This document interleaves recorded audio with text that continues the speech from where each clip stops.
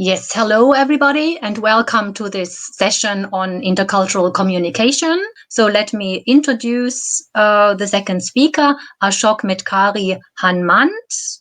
He is an assistant professor of English from India, Bangalore. He has submitted his PhD thesis in linguistics to the English and Foreign Languages University in Hyderabad in India, and his research areas are social linguistics and pragmatics.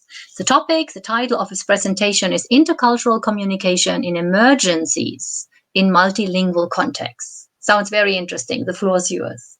Okay, thank you very much for such a kind introduction, Sabine. Thank you very much. And I would straight away like to begin my screen here.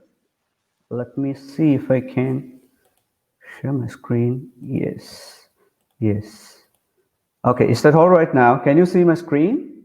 Yes, right. Thank you very much. Yes, so I would just try to, in this small presentation or a brief presentation, I would like to talk about how Indian context has actually, in trouble because of the issue of migrant workers. And the topic actually, or the title of my presentation is Intercultural Communication in Emergencies in Multilingual Context. So here are few things, as we already know: interlinguistic communication, or maybe the common languages in different, let's say, multilingual or other settings actually help us establish communication a lot. And particularly in emergencies, they help us a lot to help other people out of the danger and so on. What happens to the languages is actually very important to ask in these conditions. Whenever there is an emergency, what really happens to languages is actually something that has to be, kind of shed some light on. Stigmas and responses attached to certain languages due to allegations by politicians and interpretations by common public, actually they give a sort of different shape or understanding to a particular language. So our attitude to a particular language may change due to emergencies and due to the ethnicities or other things related to that particular language identity. So frequently described in English is what I want to say here, because allegedly, or that possibly, many people say that the virus has actually emerged, or it has kind of come out of the Chinese or Wuhan meat market, and it's been frequently described in English by the WHO and many other organizations. Then it comes to other languages like Indian languages. There are many dialects. There are thousands and 10,000s of languages in India. And what happens then when we try to send this information that is from a different land to another different people who have a different worldview, maybe speak different let's say languages, and have different understanding of altogether everything in the world, then there is a kind of problem that happens. So this is what I just want to briefly discuss. Here is one general question that I have recently heard when I was attending a webinar, and one of the participants actually asked, is learning English or learning through English required anymore? For example, for the people in countries like India, where English is not the first language, is it really required? Because this question basically emerged due to the reason that many English-speaking countries, or the native English-speaking countries, have shut their borders for the immigrants or maybe the migrants. So how relevant is English is actually something that has been asked frequently by some of the people in India, and that is where we need to, this is not really something, a very serious question, and it will have answers in the future. But at the time, I believe this is also important to keep in mind what would English take on as a role in the future. Next one is, what role would Chinese take on in the days to come? Because we have heard a lot of allegation that the virus has emerged definitely from, or maybe allegedly from, the Chinese or maybe the Wuhan meat market. And what would happen to the Chinese language then is very important, because there are stigmas, there are lots of other interpretations, kind of attached to or given to a particular language. So this is also next question, that it's not that I want to discuss this, but these are just general questions that struck my mind, and I just wanted to kind of show them here. Next is Indian situation. As we already know, India is one of the most diverse countries in the world. So it is no doubt multicultural, multilingual, multi-religious, and multi-ethnic country altogether. Okay, so there are probably 28 states now. There are a few more states added, maybe like around 29 or 30 states have become. But most of these states, that means the 28 states, are basically divided based on a particular state's language. So each state has its own dedicated language, and that's how Indian states were actually historically divided. Now, what happens, there are two parts in India particularly. One is northern India and the other one is southern India. So northern Indian states are like few states, like particularly Bihar and UP. These are very densely populated states, and due to the lack of natural resources, the people from these two states are actually spread across the country for the purpose of let's say work, for the purpose of education and many other things. So there is a lack of natural resources, and when these people migrate to other Indian states, what happens, there is basically Hindi that has been used as a lingua franca. However, there are certain states which are, I believe, like mostly the southern Indian states, who do not really, or the people from these states are not really so well equipped with the use of Hindi. Though most of them speak, but most of them are like, some more of them actually do not speak Hindi, and that is the reason when there is a clash, and at least particularly in the situation where there is an emergency.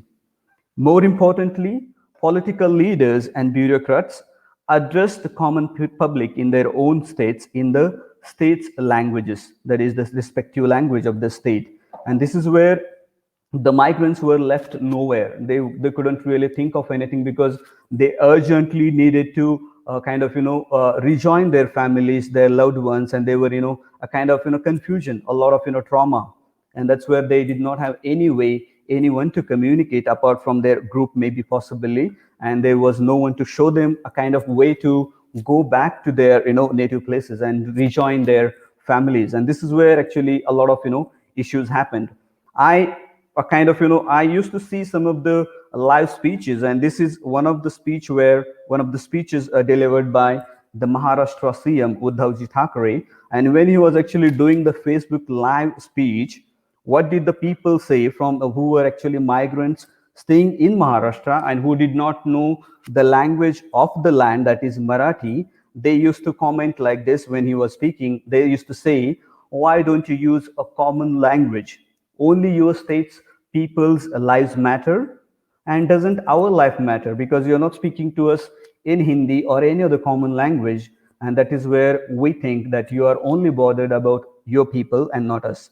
So this is where actually the situation was not really welcoming, because migrants were in a lot of distress, and they were helpless and so on.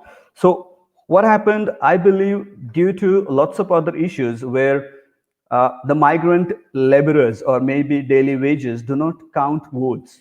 So that must have been one of the issues where most of the let's say state leaders did not really bother about the migrant workers language, and maybe they did not really use any common language there. So this must have been one of the issues. This is just my personal understanding. It's not to kind of blame any leader there, but yes, so this was the issue.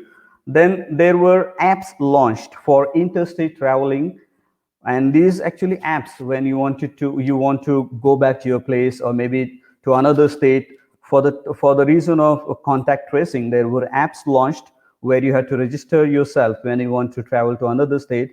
And the questions or the apps were actually launched in 3 languages. I mean, each app had 3 languages. That was the native language of the state where you reside as a migrant. Then then Hindi comes into picture, and finally it is the English language there. Now, what are the communication strategies or failures? For example, use of lingua franca like Hindi or English on common platforms adopted by public speakers of a certain state to address common public or migrants. So as I told you just recently, that most of the leaders or bureaucrats did not really adopt a common language. Instead of that, they used the state's particular language.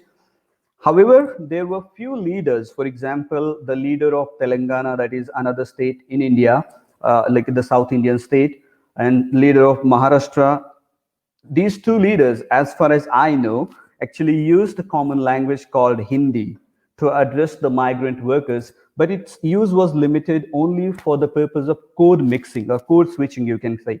So for 1 or 2 minutes, they used a lingua franca, that is Hindi, and then they switched on to the next language or the language of the state. So these were the problems why laborers or maybe the migrant workers actually suffered a lot, because they did not get any assistance or maybe any information in terms of communication. So next question is, are there successful leaders in this time too? I just talked about two leaders here. One is from Maharashtra and the other one is from Telangana, who used for a very short time the language called Hindi. Other than that, no other leader seems to have used any other common language except their state's language. And what is the role played by central government in this communication of information to the entire nation? Of course, central played really a good job. It really played a good role in terms of communicating kind of information related to COVID-19 to lots of people across the nation, because they used both the languages, that is Hindi and English, to communicate everything to the common public. Next is, here is the data. uh, I just went through certain things, like there were, I just watched some of the leaders and their speeches, how they delivered, kind of speeches, and mainly the language was regional language or that particular state's language. So automatically, what used to happen is people residing in those states who are migrant workers could not really guess what is really happening in the speech. Government circulars and guidelines, I found, Ministry of Health and Family Welfare actually released a total of 29 documents or circulars. And out of these 29, actually, all of them were only in English. So there was no Hindi again. Audiovisuals, in order to kind of spread awareness about the virus, how to stay away from the virus, there were almost 14 audiovisuals, issued by or maybe like published by the Ministry of Health and Family Welfare. Out of these 14, 9 were in English, 4 were in Hindi, and one was only one was multilingual. So this was the distribution. PM, actually the Prime Minister of India, that is Mr. Narendra Modi, addressed the common public on several occasions right after the outbreak of the COVID-19, and most of the speeches, or I can say all of his speeches, were actually in Hindi. So there was again a kind of issue where it could not be understood by everyone, particularly the Southern Indian people. There was also a PM's video conference that was held with other CMs of Indian states. So almost 10 CMs of different states participated in the conference in order to brief about the situation in their state in relation to COVID-19.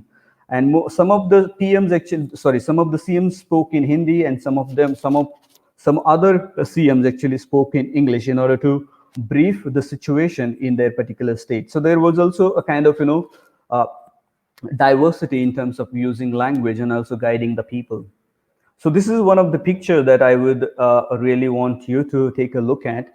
So this talks about the people or the migrant, let's say workers, going on foot back to their places, and they suffered a lot. They had to walk day and night, and you can see under that particular circle here, I think you can see the bleed the bled feet of the feet marks of the people who are traveling back to their places. So virtually there was no let's say management in order to how to send these people back to their places, and they suffered like like very badly.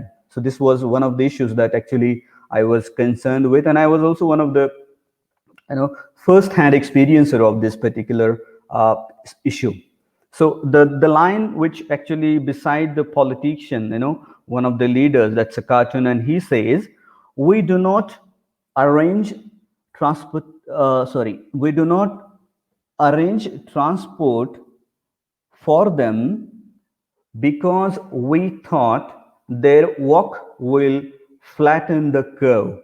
So this was actually one of the statements, and no leader virtually bothered about the issues of the migrant workers. They starved, they did not have jobs, they wanted to go back to their places, and most of them actually walked around thousands of kilometers to reach their homes. So this was very serious. This was very disturbing, and it actually it actually caused the comments and lots of criticism from lots of leaders and policymakers there. So you can see COVID-19 here, the picture, the cartoon of COVID-19, that is a symbolic one, is in the form of a sun, is in the form of the sun. So where you can see when the sun goes up, these people start their walks. When the sun is also going to, let's say, set, they are still walking. So which means they had to walk throughout the nights and days to reach their houses. Most of them died on the way. Some of them tried to just catch anything that they can get to reach their homes. And because there was no virtual communication, I mean, I'm not saying only the communication, but lots of other management issues were there. So communication could have helped to some extent at least, which did not really happen.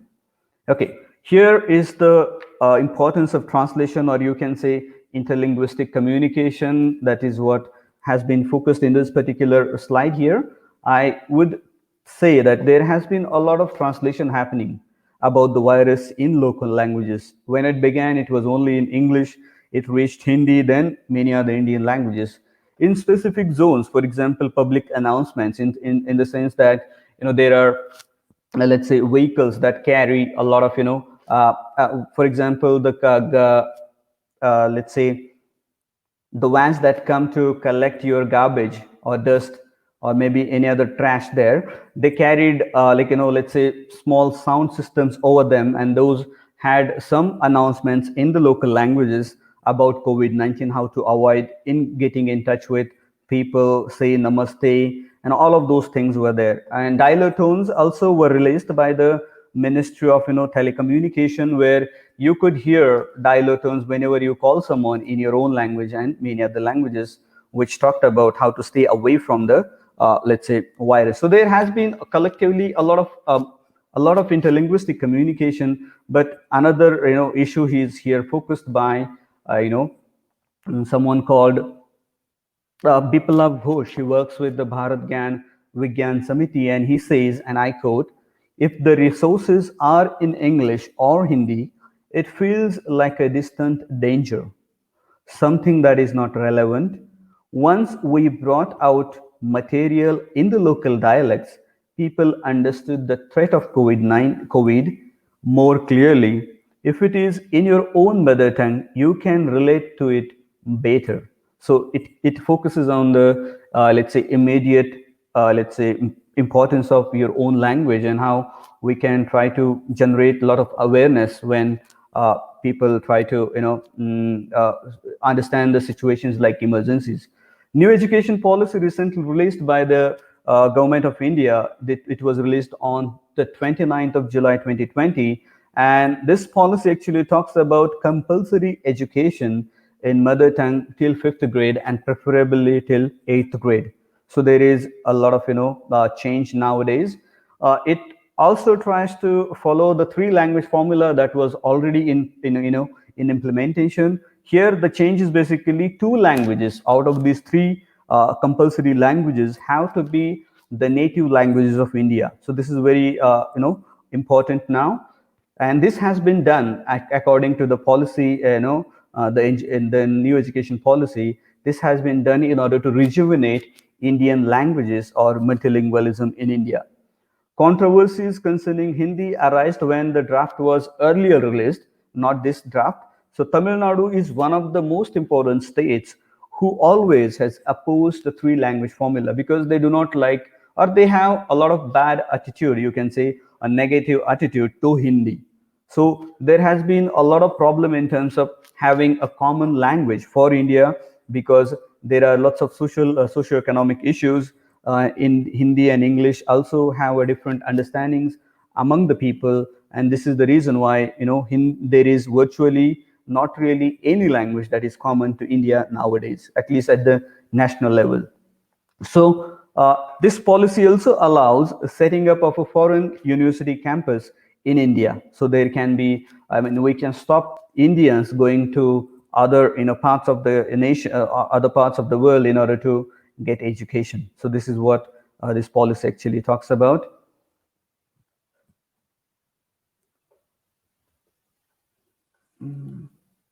Okay. Okay, there was virtually no communication to help the migrant workers. Migrants suffered a lot. Interstate communication has to be there nowadays. For example, whenever we wanted to apply to travel back to another state where I'm the native of, then what used to happen? We had to take the permissions from both the states. So once you apply to a particular state where you are residing, that state will contact your state, that is your native state, and this is how the consensus is met. The communication has been established, and this is how you are allowed to go back to your place. But this was really very horrible because it did not really happen. Two states were never able to communicate, maybe due to lots of reasons, maybe political or any other reasons. Interstate communication has to be really focused here.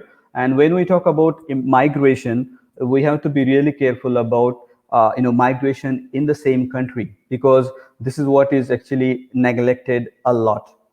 More intense interlinguistic communication has to be there. People speak different languages in India. According to 2001 census, only 11% of Indians were bilingual. Sorry, yeah, only 11% of Indians were bilingual, and then only 2% of them were multilingual. So that is the reason lots of scholars and linguists prefer to call India as a plurilinguistic country, not a multilingual country, because many people do not know many languages. However, many people know different languages. That is the situation in India, and this is why the situation in India is a bit complex, and therefore we need a language policy very urgently, so that we can let's say overcome such problems, and we can go ahead with a very strong communication between and among the Indian states. So this is all I actually wanted to say. Here are some of the data that I just discussed. This is the website. These are the documents released on the Ministry of Health and Family Welfare. Let's say uh, body there, government body. Here are more of them. All the PDFs, all the document circulars. Here are audio visuals in order to stay away from lots of problems like related to COVID-19. Also stigma, how to get rid of stigma, how to not blame anyone for spreading the virus. Yoga and stress management, for example, lots of indigenous solutions were also released or also given away in in Indian languages. And here are some more of them. These are my references, and I thank you very much for giving me this opportunity. I hope I made sense. If you have any questions, I can. I'm ready to answer them. Thank you very much. I can see one question here. What about the sign language in India, in Japan, to explain the emergency situation, as well as to broadcast news via TV? There is a channel in Japanese Sign Language, or the translator of a Japanese Sign Language next to the oral speaker. So that sounds pretty good idea, because but another problem is, yeah, sign languages are also subject to lots of let's say variation. If we can come up with a very universal or maybe a very unified version of a sign language, I believe that will really work in this emergency situations or crisis communication relation.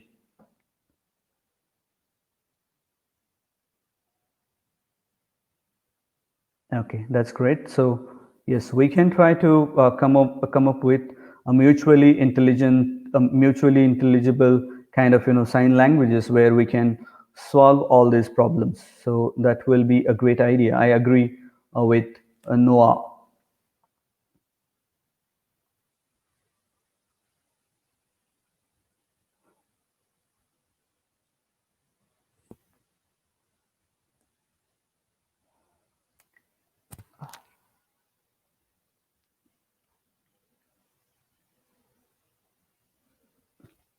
I think, in India, we do not really have a kind of, sign language that will be a very kind of, uh,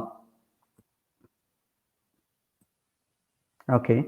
So in India, I don't think there is any unified sign language for that matter. Use of sign language is basically only limited to the special children who cannot speak or who cannot hear. I hope you're trying to ask me in that context. If that is the situation, I think sign language usage is very much limited in India. In Madagascar, I heard that they use Norway Sign Language due to the history. Okay, that's great. Sounds great to hear that, they use Norway Sign Language due to the historical reasons. That's really sound. Do you have percentage speakers of English or Hindi? Uh, I yes, I do not really have at this moment, but what I feel is, I mean, what I have really seen is, according to the census released in 2001 and 2002, there was very slight difference between the percentage of bilinguals and multilinguals. So only somewhere around 11% of the total population could speak two languages. So which means, there were only 11% of bilinguals, and there were only maybe around 2% of the people or the population which could speak many languages, like apart from Hindi and their own languages. So this is one of the issues that has to be taken into account when it comes to Indian situation. As of now, we do not really think there is something called, we do not label languages according to the, let's say, language, I mean, sign languages according to the places where they are spoken, I guess. Okay. So we do not say this is the Hindi sign language, or there is no national sign language as well. For example, you have American Sign Language. I don't think there is any Indian Sign Language, as of my understanding, is limited. As far as my understanding is limited, I believe there is no national sign language for India so far. If it is there, I would really like to, think about that. Any other questions? I would be really happy to answer. Okay, thank you very much for your time and listening to me very patiently.